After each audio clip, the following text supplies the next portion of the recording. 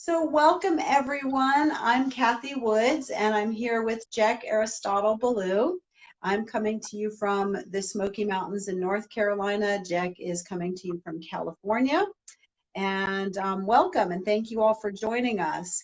We're going to do a little chat, a little discussion about horses and humans and how small actions and consistency matter. So that's our topic at hand.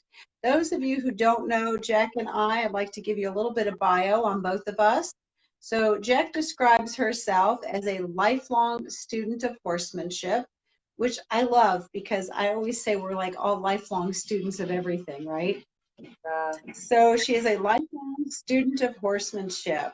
Jec Ballou is author of 4 books, and her books help riders enjoy and care more for their horses with physical conditioning exercises. Her books are available worldwide, and she teaches widely around the country. And I do want to make mention of her 4 books.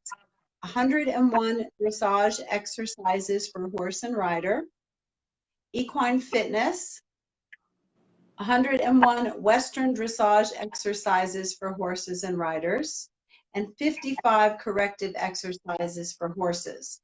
So Jec really specializes, and I would say is an expert in equine fitness, and I'm thrilled to partner with her and collaborate on this. My cat has just decided they're going to scratch at the door now, so great. Welcome to my world. A little bio about me. I'm Cathy Woods. I've been teaching yoga about 30 years, and I always say it's a good job to have because it never feels like a job. It's really an extension of my own life and practice that I enjoy sharing with folks. About 12 years ago, I combined my 2 passions and created a program called Body, Mind, Equine, which teaches how to use yoga, not just postures, but yoga postures and principles to improve horsemanship from ground to saddle. And my recent accomplishment is my book, Yoga for Riders, which I'm thrilled to share with the yoga and equine world.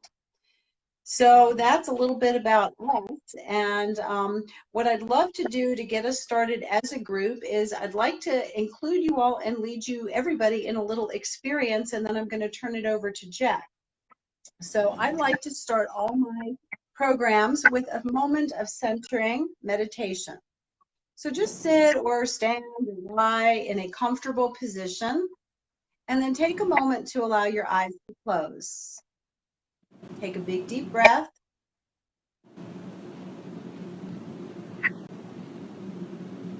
And I'd like you to check in with yourself at this time. You're not judging or changing anything. Just notice what's there for you.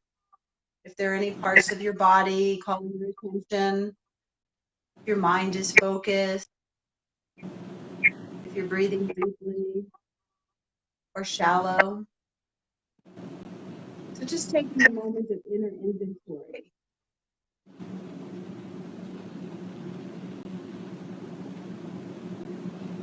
I'd like you to bring your hands together and just rub them gently, creating some heat and friction there. And then place those warmed hands to your face and take a deep belly breath.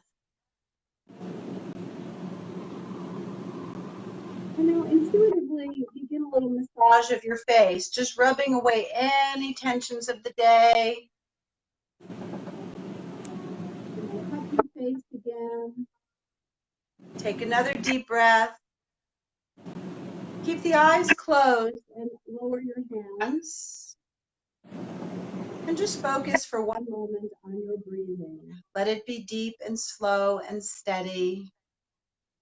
And let your awareness go from outflowing to inflowing. And now slowly open the eyes. And just notice if you feel any different from just that 1 or 2 minutes of centering time. And I like to do that because this kind of illustrates our topic about how a little bit can go a long way. It doesn't take a whole lot of time in meditation to create a shift, like hitting a reset button for our nervous system, our blood pressure, our mind, our focus.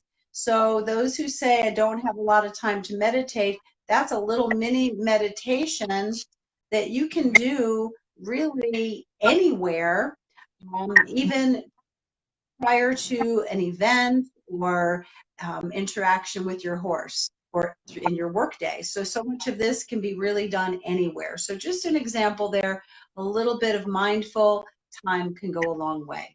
So with that, I want to turn things over to Jec and let her speak from the equine perspective about how these small actions and consistencies matter. So thank you all for indulging me in that moment of meditation. I hope we all feel a little more collected and centered. So Jec, go ahead when you're ready. Oh, well, thanks, Cathy. And I want to start by letting viewers know how we got connected. I met Cathy, I think it was 2 years ago, at the Southern Equine Expo in Tennessee. And I wasn't familiar with your work before then.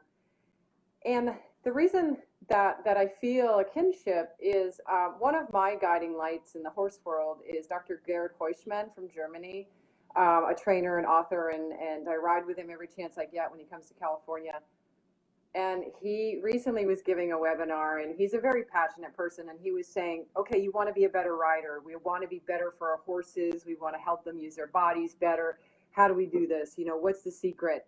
And he paused and he said, go become a better person. The first thing is become a better person. Become the type of person that your horse wants to be a buddy with, wants to take leadership from. And that wasn't what you expected from this German dressage trainer. You know, it was a little new agey. It was Yeah. perfect, and it's what I believe. But it's something that we have to work at. You know, we need these tools, and I recognize that that's what you're offering. And your book that just came out is phenomenal. And so that's how I've connected with Cathy, even though we're on different coasts. And so this topic of doing the consistency of doing little things, I've recognized in my own world. I have a side hobby of running ultra marathons, you know, long distances on trails.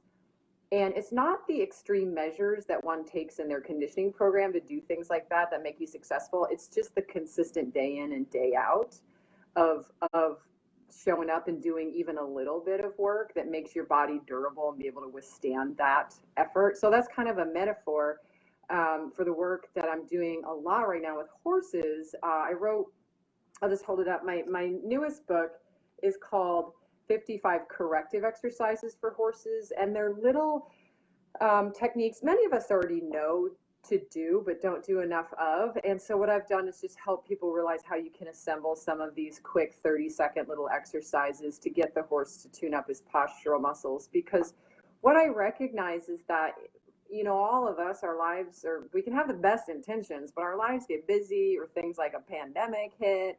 And then people start feeling like if they can't go to the barn and do like a big workout or ride for 45 minutes or have a lesson, if they can't do those things, they sort of throw up their hands and they just get their horse out and brush him and put him away, or they, you know, shampoo his tail and put him away. And those are fun things to do. But what happens is the horse's postural muscles deactivate pretty quickly. And then he's not so comfortable when you ride him. And he's also not that smooth of a ride for you to ride. It's kind of like your bike being out of tune. And I have witnessed over and over and over the results of my students who have committed to just doing a few, you know, 3 to 5 of these exercises every single day for periods of time, especially when their time is limited and they can't go for the 1 or 2 hour trail ride that they might otherwise do. And it's so gratifying to see, and it can be that simple. And sometimes we get caught up thinking, if I can't do the big thing, you know, it's like if I can't do the 1 hour sitting meditation, this little grounding that we just did here, that's not going to do anything. But think about if you did practice that every day, it starts to widen out into the rest of your life. And it's the same with these, what I call corrective exercises, or just postural exercises for the horse. They have such measurable results, and it's fun to see people realize that and see the difference, and they love it. It's so gratifying, you know, you're helping your horse feel better. So there's such a parallel between what we're doing, and I think it's a lot of fun. Totally a parallel, and so much of what you say resonates, and it's interesting because we even speak kind of the same language about what we do, what I'm teaching on the yoga mat and what you're teaching people in their horsemanship. And I think you hit it on the head with the pandemic hitting and life changes and the unexpected. Sometimes, like you said, we feel like it has to be an all or nothing. And I've had so many people say, well, I've just put up my yoga practice. I'm not doing it now because I can't go to classes anymore, or it's not the same doing it at home. And, I always tell people, I would rather see you do 10 or 15 mindful minutes of yoga on the mat than a whole hour where you're on the mat thinking about what else you have to do. So it's not so much the quantity, it's the quality, and it's, I think, the mindfulness that we do these small actions with that really build upon themselves. And I find they often have a snowball effect. You may just start out, hey, I'm going to put my mat out and I'm going to do a few stretches today, and it feels so good, and you start spending this really quality integrated time, and that sort of morphs into a longer session, or maybe wanting to add on more the next day, or perhaps even builds motivation. And I think it's really important to be realistic and to be gentle with ourselves during times of challenge, and not set that bar so high. Be okay with the small accomplishments, and at the end of the day, feel like I did that. I'm pleased I did that, and see what happens the next day without having expectation. But I like what you said too, Jack, about just showing up, because I use that term as well on the mat and the meditation cushion. Just show up. You may feel like, gee, I don't know what I'm going to do, or I only know these one or two exercises with my horse, or in my case, exercises, postures in yoga. But just show up and see what happens. And a lot of times you're pleasantly surprised how sessions can be really rich. And it doesn't have to be a long session to be quality. That's true. Yeah. And especially, we were chatting earlier about your senior horses. I think, especially in the case of, and so many horses fall into this category. I think 15% of the equine population in the US right now is over 18 years old. So it's quite a senior population, or horses that are in some sort of a rehab scenario. Maybe they've had a hoof abscess or an injury, or they're sick or whatever. Right. Those kinds of horses absolutely need these small, consistent actions. They can prove now that things like the deep back muscles that support the spinal joints can deactivate as quickly as 3 days of, after sustaining a trauma, of lack of activity. And these are the types of things on a physiological basis that you can affect with these small actions on a consistent basis. That's the key, is the consistency. That's what it's about. And I just think that's so cool, and especially, as we were saying, for senior horses, they need it. They cannot be sedentary. It is very taxing for their metabolic systems. Yeah. I have a question for you. So when you say consistency, are you meaning 3 times a week, 5 times a week? What do you define consistency for our listeners today? No, I never like to overwhelm people, but from the exercise science that I've studied, a rule of thumb is generally muscle fibers need to be recruited at least 4 days a week. More than that is great. Anything less than that is not quite enough. That said, I totally recognize some people, if they board their horse and it's not close to their house, they can't get there 4 days a week, and I understand that. Right. But there are a lot of creative solutions in those situations, that I encourage people to use. I mean, most of us have a competent friend who doesn't have a horse that can get out and do some of these corrective exercises. Maybe you don't want them schooling a horse over jumps or whatever. But there's plenty of these sorts of what we're talking about, the corrective exercises that a young person can do for you, or a competent friend, or maybe you pay a little to have your trainer do it. But just recognizing the value in it, because when the horse's structure is more comfortable and able to move well, it's enjoyable for everybody. The rider, the horse, the trainer, if there's one, it's win. It's a win all the way around. A win-win. Yeah. Let me ask, a lot of people are not going to events and arenas and trail riding.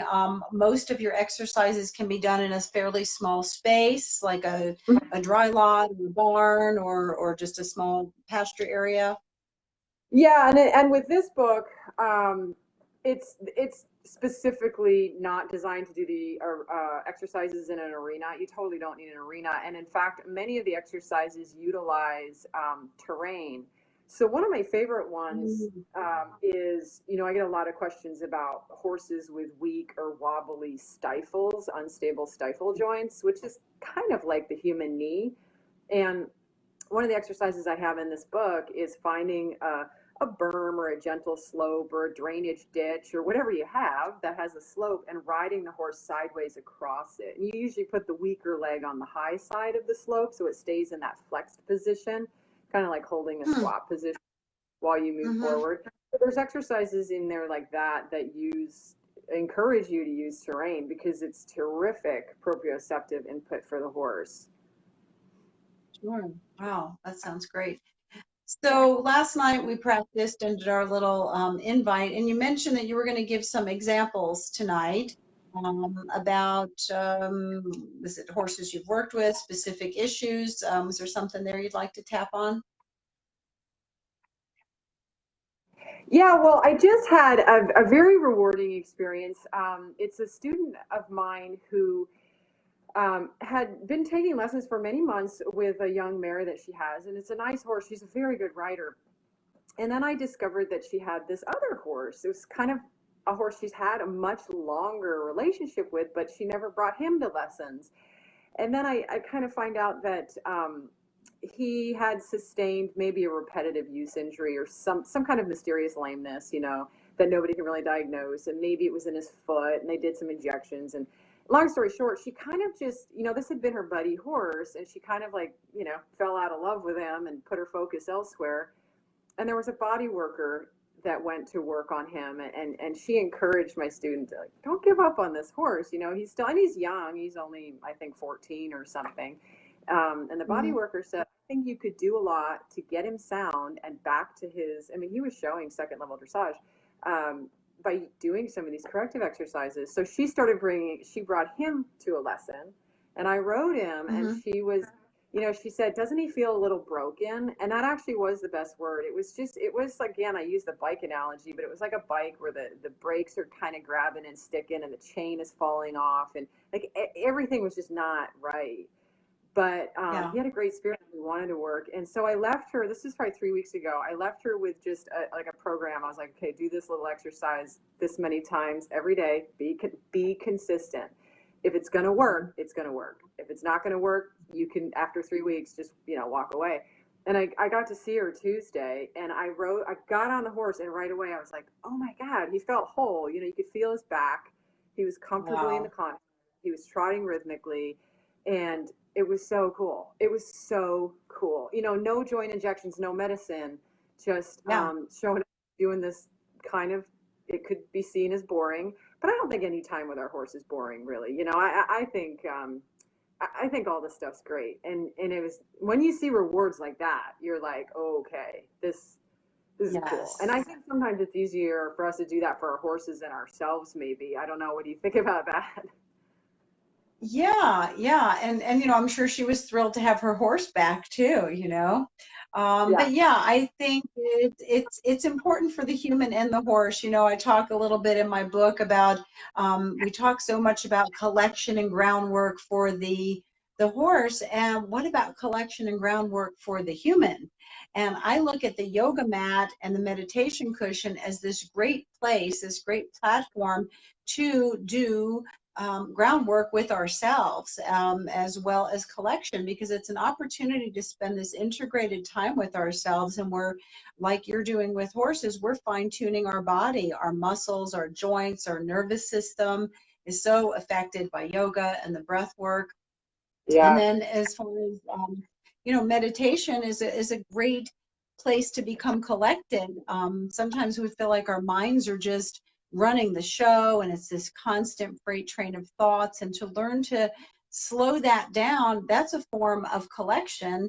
I'm not a horse trainer, and you are, but you know, I always say collection of the human body and mind is as important as collection of the horse's body and mind. Would you agree with that? And can you speak on that from a horsemanship perspective? I totally agree with that. It reminds me of a phrase that I heard. I mean, it was applied to horses, but I think it applies to people too. Dale Myler of the Myler Bit Company, which I think highly of. I watched him give a presentation at one of these expos years ago, and he said, "Okay, where does collection start? Kind of where in the horse's body?" And we're all thinking, "Oh, it's in the hind quarter, or it's in the pole, or we're all going where our minds go." And he said, it's right here. It starts in the horse's mind. If the horse is anxious or worried about something, or they're high energy, or you're not going to get it doesn't matter how skilled of a rider or technician you are. If the mind's not there, you're not going to get very far. And it's the same with riders. And listening to what you just said gave me, my heart warmed a little bit, because I thought, if we all do this work, show up on the mat, so to speak, the yoga mat, then riders, I think, would be more receptive. I know myself as a trainer, but still a student. Sometimes you'll find yourself in kind of putting up a wall, or not really being receptive, either from the horse or the instructor. We just miss these opportunities. And those are the moments I strive to capture more. So part of my connection here with work. Right. And I think sometimes too, we become so task oriented that it's counterintuitive. It's not as a productive of a session when we're just focused on the task, and it's not coming from a pure or a clear or a grounded place. And I'm a believer that horses mirror back to us a lot of our own energy. In yoga, we talk a lot about energy and life force energy, and we all interact energetically. Every time we enter each other's space, we're in some way entering each other's energy field, and the horses pick up on that. And I know for me, kind of how my program started was I was noticing the energy that I would go down to the barn with if I was rushed, task oriented, trying to hurry up and saddle, hurry up and load, running late for a trail ride. My whole experience the whole day was affected by that, because I wasn't collected. And then my horse would never quite get mentally collected on those days, it seemed. Yeah. Oh, it's cool you realize that. Yeah. So any specific exercises you want to leave people with that they can do at home, or is it best to just get your book and have people do like a series or a sequence? Well, getting the book's always a good idea, but one simple exercise that I'll leave people with, because there's so much tuning into the horse that needs to happen, and I think it is great for us, but also most horses carry tension in their neck. Even if they're an anxious horse, for sure, but even if they're not an anxious horse, depending how their riding and training goes, the tension ends up in the neck. I very rarely meet a horse with very soft, pliable neck muscles. So with that in mind, I always encourage people to have a couple of pre-ride calisthenics, as I call them, before they get on. And one that I've been having students do a lot in clinics lately is just to put a single ground pole on the ground and walk the horse's front feet back and forth over the pole. And I have a YouTube video that demonstrates this if you need to explain it more, but from the ground, just stepping the front feet across and then bringing it back. What you're doing is activating the base of the neck for the horse, which is a balance point, but there's also a huge bundle of nerves there, which is talking to the rest of the body. And then it activates the deep scapular muscles, which, that's a place of a lot of adhesions from just repetitive forward motion like this with horses. So if you can get in there before everything is really warmed up and turned on, and you can stimulate those deep scapular muscles, a lot of times you can create a lightening effect, kind of getting some of the weight off the front end that's sagging forward. So that's a fun one, and you can't rush through it, otherwise you're going to make your horse step on the ground pole and get frustrated. So it is a good one for horse and rider to kind of check in with, how's the front end of my horse looking today? Is he coordinated? Is he lowering his neck? Or is he getting up here? So that's an easy one to check out right before you get on. Yeah, and it sounds also, in addition to the physical benefit, it's an opportunity for horse and rider to slow down, which is always a plus. Yeah, I know. I need that. Yeah. We all do. Yeah. So does anybody out there have any questions? I can kind of see a few comments coming in on the feed. I see Amanda commented about collection, and that we summed it up beautifully. And she was just commenting how she recently read something like that as well, that collection has to begin in the head and in the mind. So thanks for commenting, Amanda. Anybody else out there have any questions for Jec or myself? Just post them, and we can try to speak to them. Have you had readers contacting you about your book, Cathy, who have bought it and have questions or anything like that? Yeah, the feedback has been great. I'll hold my book up. I think it'll appear backwards on the camera, but that's how Facebook works. But Yoga for Writers, and it's published through Trafalgar Square Books. You can go on my website and find it. But yeah, I have had really good feedback. People saying that it's enriching their relationship with their horse. It's helping them to make this connection that they never really thought of before, the parallels, the similarities to yoga and horsemanship. So the feedback is really good. And we're also really getting the book out there in a big way. Horse Illustrated did a 3-page spread. I believe it was in their October issue, and just got a review from a Canadian publication. So it's getting out there. It's only been out there a few months, and I believe we've sold about 700 copies already. So I'm thrilled. Yeah, and it's another way to reach more people, and really it's all about enriching lives. So I do see a couple questions here, Jec. One says, well, a couple of them really like my book. That's great. I'm going to see if I can scroll down and read this one. Looks like from Lacey, probably a question for you, Jec. So more corrective exercises should be done a couple of times a day, consistently, question mark, consistently, question mark. So I think she's asking how often. Great question.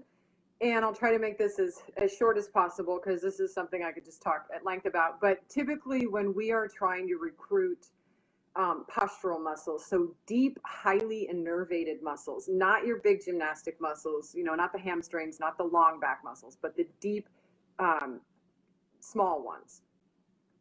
They seem to respond best to, it's the same with us, they seem to respond best to short, frequent recruitment. So in a perfect world, if your horse is like right outside your doorstep, or you work at the barn, or you're just at the barn a lot, if you can get the horse out 2 little mini sessions for these kinds of corrective exercises, I'm not saying you have to ride your horse twice a day, but when you're doing these little techniques like backing up and pull flexions and these sorts of things, if you can get them out twice a day and do it. I have a rehab horse right now. I get her out 3 times a day, and I do these little techniques for about 10 minutes at a time.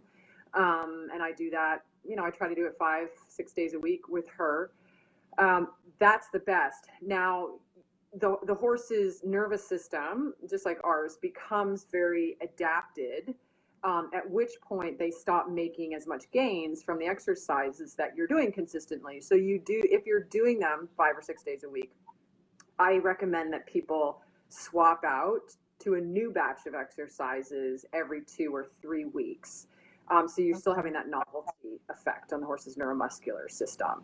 So at the very least, you're trying to do these exercises every day. In a great scenario, maybe there's a couple days a week where you can do a couple sessions, mini sessions within your day. Right. That's Right. when you really get results. And I think the key word mini sessions is so important. I talk about that too with horsemanship, with yoga and horsemanship. We can do a mini meditation before we mount, or even before we do these ground exercises like we did, just to take 2 or 3 minutes and get centered, or to just do a couple of stretches to loosen up the body, because when we're tight, we are also restricting our horse's movement. Again, I'm not a trainer, but I know that from my own many years of trail riding, that we restrict their movement when we're tight and tense. So these little mini things can just go such a long way. Jack, I do see another question here, and I think this one is also for you. She says, I'm doing as much groundwork as riding with my senior horse. Just spend time with him, and these types of exercises will be great for him, especially with postural muscles, both getting, I kind of lost the comment there. So I can't see the rest of that. I'm not sure if you can see it on my end. Oh, she said she'll be getting your book. So Oh, I don't good. think it was And a question, there's an comment. appendix back, so there is a suggested sample routines for senior horses specifically. So make sure you look in the back of the book. Okay, great. Well, I think Jack and I could talk all day about all these topics, and we wanted to kind of keep it a short and doable amount of time for this evening. But I do want to leave you with hopefully a little inspiration to practice these small, consistent steps and see how they make a difference. And I'd love for you all to set up a small challenge for yourself of maybe trying to meditate maybe 5 minutes a day, maybe 10 minutes if you're really enjoying it, but even 5 minutes a day for 2 weeks. And keep a little journal about that, and just see what shifts you notice during your meditation, but also any impact that that has on the rest of your day. And maybe you can also apply this with one of Jec's exercises if you're a little skeptical about doing all of them or a sequence of them. Maybe pick 1 or 2 and just practice with them consistently for a 2 to 3 week period. And again, really helpful, I think, to keep notes in a journal about progress, any comments, and see if you see a difference. So that would be a way to kind of play with this and see how these small, consistent actions can really improve your life and your horse's wellness as well. Cool. Thank you, Cathy. Jack, it was a pleasure. Thank you so much, and thanks for all your support and your review on my book. And I love collaborating with you, and hopefully we'll be doing more of this. So everybody, stay tuned. Yeah, thanks for joining us. Yes, namaste. Bye now.